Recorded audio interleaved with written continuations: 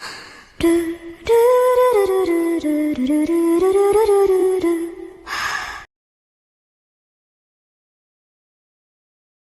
दोस्तों, Boy with the Dragon Soul भी the Heavenly Sword Domain की तरह एक ऑनगोइंग एनिमे है और ये एपिसोड इस सीरीज का लास्ट एपिसोड है। और क्योंकि ये एक ऑनगोइंग एनिमे है तो इसका नेक्स्ट एपिसोड नेक्स्ट वीक ही आएगा। और ऐसे ही इस एनिमे का हर एक एपिसोड हर वीक आपको हमारे चैनल पर देखने को मिल जाएगा। तो Boy with the Dragon Soul के एपिसोड 16 में हमने देखा था वैन सिस्टर यू को गोंगलिंग ज़ियान उसे देने को कहता है, लेकिन सिस्टर यू मना कर देती है। तभी वैन सिस्टर यू पर अटैक कर देता है और सिस्टर यू देखती है कि वैन ने टाइगर किंग बॉडी को अवेक कर लिया है। तो सिस्टर यू बैमो से गोंगलिंग ज़ियान वैन को देने के लिए कहती है और बैमो मना कर देता है, जिसके बाद वैन अपने टाइगर किंग बॉडी को अवेक कर बैमो पर अटैक कर देता है। लेकिन बैमो भी अपने ट्रू ड्रैगन किंग बॉडी को अवेक कर लेता है और वैन को वही मार देता है। जिसके बाद हम देखते हैं लीमू वैंगफेंग से ड्रैगन स्पिरिट ग्रास को छीनने के लिए उसे बुरी तरह पीट रहा था। तभी बैमो वहां पहुंच जाता है और फिर बैमो और लीमू के बीच एक बैटल शुरू हो जाता है।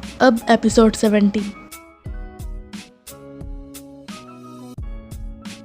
हम देखते हैं बैमो और लीमू एक दूसरे के अटैक से दोनों ही पीछे फेंका जाते हैं। साथ ही लीमू के जेलसी से बैमो का एक एनरी पॉइंट प्लस हो जाता है। ये देखकर बैमो मनी मन बोलता है ऐसा लगता है कि ये लीमू भी एक अच्छा लीक है। और तभी लीमू बोलता है मैं तुम्हारे साथ और नहीं खेलूंगा, पहले तो बस मैं तुम्हारा प्रेसियस मेडिसिन ही चाहता था, लेकिन अब ऐसा लगता है कि मैं तुम्हारा जिंदगी भी चाहता हूँ। और तभी लीमू अपने हाथ में लगे रिंग को दिखाते हुए बोलता है ये आइस और फायर का होली रिंग है, ये मेरे चैंपियन हाउके मैंसन का सेक्रेट वेपन है और ये कुछ भी मेल्ट कर सकता है। अब तो अपनी किस्मत एक्सेप्ट कर लो, मैं तुम्हें राख बनाने वाला हूँ। और लीमू उस रिंग से बैमो पर एक बड़ा सा अटैक कर देता है और वैंगफेंग उसे देखते हुए बोलता है ये तो एक बहुत पावरफुल फायर है। और लीमू से देखकर हंसते हुए बोलता है बैमो ये मैटर नहीं करता है, तुम चाहे अपने प्रेस्टीज को थोड़ी देर के लिए शो ऑफ ही क्यों ना कर लो, तुम जैसा मोर्टल मेरे लिए बस एक पत्थर है जो कि मेरे पैर के सामने सुपरमेसी के रोड में आने पर उछाला जाएगा। पर हम देखते हैं बैमो को लीमू के अटैक से कुछ भी नहीं होता है और वो फायर में बड़े आसानी से चल रहा होता है। वही लीमू उसे देखकर शौक होते हुए बोलता है क्या तुम कैसे ठीक हो सकते हो, ये तो इम्पॉसिबल है। फिर वो अपने रिंग को वापस से कहता है कि आइस फायर होली स्वॉर्ड इसे फिर से बर्न करो, चलो देखते हैं अगर ये इस बार भी जिंदा बच सकता है कि नहीं। पर बैमो अपने डिवाइन फोनिक्स स्क्रप्चर बॉडी से बड़े आसानी से बच जाता है और लीमू से देखते हुए बोलता है ये तो डिवाइन फोनिक्स बॉडी है, तुमने एक्चुअली में डिवाइन फोनिक्स बॉडी को अचीव कर लिया। और बैमो बोलता है क्या तुम सरप्राइज हो गए। फिर वो लीमू पर अटैक कर देता है और लीमू थोड़ी दूर फेंका जाता है और लीमू बैमो के अटैक से खांसने लगता है। फिर उसे देखकर बोलता है ये तो ट्रू ड्रैगन किंग बॉडी है, तुम्हारे पास तो एक्चुअली में डुअल स्पेशल बॉडी है। और बैमो बोलता है क्या तुम जेलस हो, यही डिफरेंस है एक पियरलेस जीनियस और एक ऑर्डिनरी जीनियस में। फिर लीमू बोलता है तुम कितना इसमें प्राउड कर रहे हो डिवाइन फोनिक्स बॉडी में जो सिर्फ फायर से बचा सकता है, लेकिन ये मत भूलो कि मेरे आइस और फायर होली रिंग में आइस का भी ताकत है। वही लीमू के जेलसी से बैमो का एक एनरी पॉइंट भी प्लस हो जाता है। फिर लीमू बैमो पर अटैक करते हुए बोलता है साथ ही मेरे रिंग में अर्थ अबाइस ब्लैक आइस का पावर है और इसका अटैक फायर से कई गुना ज्यादा पावरफुल है। और हम देखते हैं बैमो आइस से चारों तरफ से ढक जाता है और लीमू से देखकर हंसते हुए बोलता है एक सुपर जीनियस और ऑर्डिनरी जीनियस में यही डिफरेंस है कि मेरे लिए एक मरा हुआ होगा और एक जिंदा। और हम देखते हैं बैमो उस आई को बड़ी ही आसानी से चूर चूर करके रख देता है और लीमू बैमो पर फिर से अटैक कर देता है। पर इस बार बैमो अपने डिवाइन फोनिक्स स्क्रप्चर के फायर से उस पर अटैक कर देता है, जिससे लीमू बच नहीं पाता है और वो दूर जाकर फेंकाकर नीचे गिर जाता है। और लीमू शॉक होते हुए बोलता है ये तो डिवाइन फोनिक्स स्क्रप्चर है, तुमने एक्चुअली में डिवाइन फोनिक्स स्क्रप्चर को प्रैक्टिस किया है, एक स्किल जिसे किसी ने भी मास्टर नहीं कर पाया है, तुमने ये कैसे किया। और बैमो बोलता है तुम एक सुपर जीनियस के वर्ल्ड को कभी नहीं समझ सकते हो। वही लीमू बोलता है एक इंसान इतना इरिटेटिंगली कैसे बात कर सकता है। वही दूसरी तरफ हम देखते हैं वैंगफेंग बैमो को देखकर बोलता है एक होली वेपन जैसा होली रिंग बैमो को बीट नहीं कर सकता है, मुझे सच में स्ट्रॉन्ग बनना होगा, मुझे और भी हार्ड वर्क करना होगा।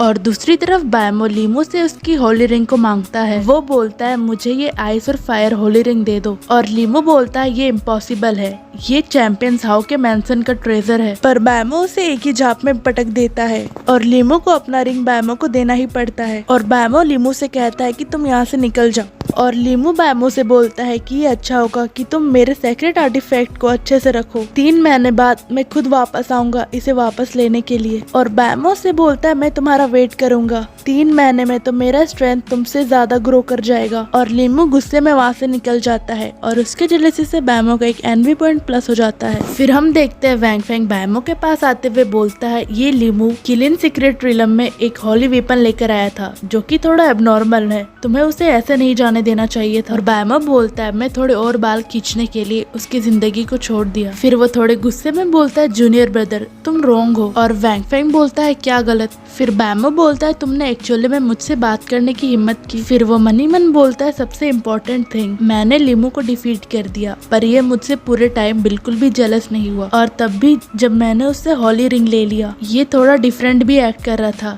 क्या जूनियर ब्रदर अब मुझसे जेलस नहीं होगा? और वैंग फेंग उसे पागल बोलकर वहाँ से जाने लगता है। और बैमो भी उसके आगे पीछे घूमते हुए साथ में जाते हुए बोलता है जूनियर ब्रदर क्या मैं हैंडसम लग रहा था जब मैंने लीमू को बीट किया? और वो उसे और भी परेशान करते हुए बोलता था क्या मैं अभी पावरफुल था, क्या अब तुम मेरी पूजा करोगे? और ये सुनकर वैंग फेंग का धीरे धीरे पारा गर्म होने लगता है और बैमो भी उसे आग बुबूला करने में कोई भी कसर नहीं छोड़ता है। वो बोलता है कि मेरा आइस रिंग कैसा लग रहा है, अब मेरे पास 2 हॉली आर्टिफैक्ट्स है। ये सुनकर वैंग फेंग बहुत ज्यादा ही आग बुबूला हो जाता है और वो बैमो पर चिल्लाते हुए वहाँ से जाने लगता है। साथ ही उसके जेलसी से बैमो का एक एनवी पॉइंट प्लस हो जाता है। ये देखकर बैमो मनी मन बोलता है ये सही है, जूनियर ब्रदर अभी भी नहीं बोला है कि वो एक विलन है, तुम अपने आप को कैसे बचा सकते हो? और तभी जंगल के बीच से एक रोशनी जलने लगती है जिसे देखकर वैंग फेंग बोलता है किलिन डिवाइन ब्रिज तो अपीयर हो गया है। फिर बैमो और वैंग फेंग दोनों उसके तरफ जाने लगते हैं और उसके पास जाते ही वो लोग देखते हैं कि वहाँ पर कुछ लोग मरे हुए होते हैं। और वैंग फेंग उन्हें देखकर शॉक होते हुए बोलता है ये तो हमारे सेंगजुआन सेक्ट के डिसाइपल्स है, ये सब तो मरे हुए हैं, किसने ये कोरिलेटी की है? और तभी हम देखते लिहू उनके पास दौड़ते हुए मदद के लिए चिल्लाते हुए आता है। और फिर लिहू उनके पास आकर घुटने टेकते हुए बोलता है कि मेरी मदद करो। और तभी पीछे से एक स्वॉर्ड आकर उसके गले से गुजर जाता है जिससे वो वहीं पर गिर जाता है। और वो अपनी आखिरी सांस लेते हुए बोलता है 3 होली लैंड्स ने अपने फोर्सेस को ज्वाइन करके एंटर किया है जो हमारे सेंगजुआन साइड के लोगों को ढूंढ कर मार रहे हैं। ये सुनकर वैंग फेंग शॉक हो जाता है और बोलता है क्या? साथ ही बैमो बोलता है एक नहीं बल्कि 3 होली लैंड एंटर कर गया है, लेकिन कैसे? और तभी हम देखते हैं एक लड़की भी वहां आ जाती है जो कि अपने 4 डिसाइपल्स के साथ सिस्टर यू को बंदी बनाकर आ रही होती है। वो लड़की बोलती है मुझे और 2 मिल गए। उन्हें देखकर वैंग फेंग बोलता है ये तो चाओस होली लैंड के लोग हैं, इन्होंने एक्चुअली में यू यूनकी को बंदी बना लिया। तभी वो लड़की बोलती है एंशिएंट टाइम्स में चाओस होली लैंड का सेंगजुआन सेट के साथ थोड़ा मतभेद था और अब तुम्हारे पास 2 चॉइस है, या तो तुम मेरे हाथों से मर जाओ या फिर अपने ट्रेजर मुझे सौंप कर अपने घुटने टेक कर अपने लाइफ के लिए भीख मांगो। वहीं उस लड़की के साथ खड़े आदमी हंसते हुए बोलते हैं सेंगजुआन सेट तो एक जोक है, सेंगजुआन सेट का प्रेस्टीज तो 4 होली लैंड्स में भी नहीं है। फिर वो लड़की बोलती है मुझे लगता है कि इन्होंने चूज कर लिया है कि ये मेरे सामने घुटने टेक कर अपने लाइफ के लिए भीख मांगेंगे। वहीं बैमो बोलता है सीनियर सिस्टर यू क्या आप ठीक है? और सिस्टर यू बोलती है तुम लोग यहाँ से भाग जाओ, चाओस होली लैंड के साथ हम लोग डील नहीं कर सकते हैं, भाग कर जाओ और सेक्ट को जितनी जल्दी हो सके उतनी जल्दी रिपोर्ट कर दो। दोस्तों new anime strongest physical cultivator in the history का एपिसोड 1 हमारे चैनल पर कल आएगा।